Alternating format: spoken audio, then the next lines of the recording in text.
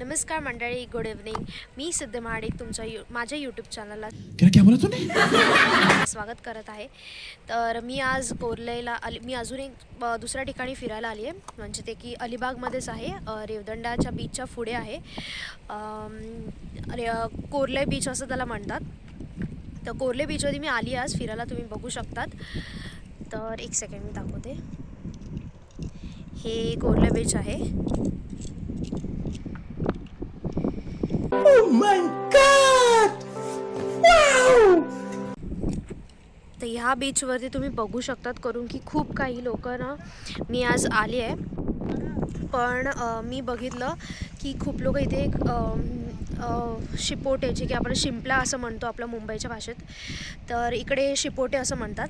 त्या शिपोट्यांच्या इथे म्हणजे लोक ते खणत आहेत आणि ते म्हणजे खूप काय काय, मी दाखवते एक मिनटं. हे बघा, ही अशी लोक खणत आहेत. खूप लोक आहेत अशी आलेली तिथे, कारण की जो सीझन असतो तो पाणीच्या थ्रू येतात. मी तुम्हाला दाखवते, अजून जवळ जाऊन.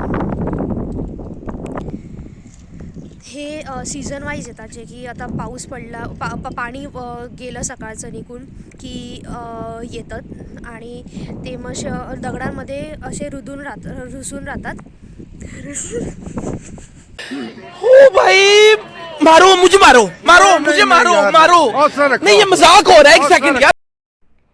इथे ताईंनी खूप शिंपल्या जमा केलेले दिसत आहेत. मासेमारी कमी झाल्यामुळे इथली स्थानिक लोक कालवणाची संध्याकाळची उत्तम सोय व्हावी म्हणून कालवं, शिंपले, खुबे खडकांमध्ये शोधायला येतात. तुम्हाला एवढेच सापडले?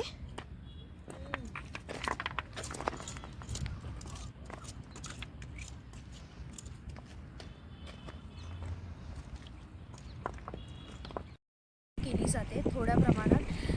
काही लोक थोड्या स्वतःसाठी पण मच्छीमारी करतात, काही लोक इथे विक्राच्या दृष्टिकोनी मच्छीमारी करतात. ह्या बीचवरती मी नेहमी येत असते. मी पहिल्यांदा ही मच्छीमारी बघितली. मला पण माहिती नव्हतं शिपोट्यांचं कसं करतात, पण मी पहिल्यांदा बघितलं म्हणून विचार केला तुमच्याशी शेअर करावं की कसं शिपोट्या सापडतात. आणि दुसरी गोष्ट म्हणजे मी इकडे गावी आल्यावरती ह्या बीचवरती नेहमी येत असते. म्हणजे हा खूप समुद्र एवढा सुंदर आहे, शांत आहे. इथे अजून पब्लिकची खूप गर्दी नाही, कारण की हा अजून कोणाला माहिती नाही. हा हिडन जेम बोलू शकतो आपण. आणि खूप सुंदर असा हा बीच आहे. त्याला कोर्ले बीच असं म्हणतात. रेवदंडा बीचच्या अपोजिट बीच आहे हा. फोर्ट आहे इथे, फोर्ट आहे रेवदंडा, कोर्ले फोर्ट ह्याला म्हणतात. आणि हा सगळा असा किनारपट्टी आहे.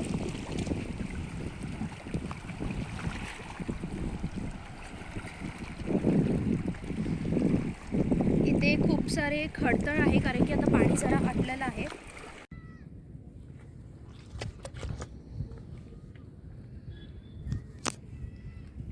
चिंबोरी आहे.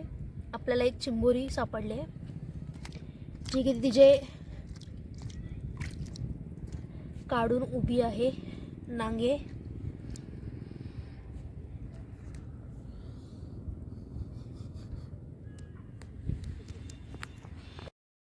इथे ब्लॉग एंड करते आहे, कारण की अजून आता काळोख पण पडत आलेला आहे, सनसेट झालेला आहे. आणि भेटूया पुढच्या ब्लॉगमध्ये. असेच माझा ब्लॉगला साथ देत राहा.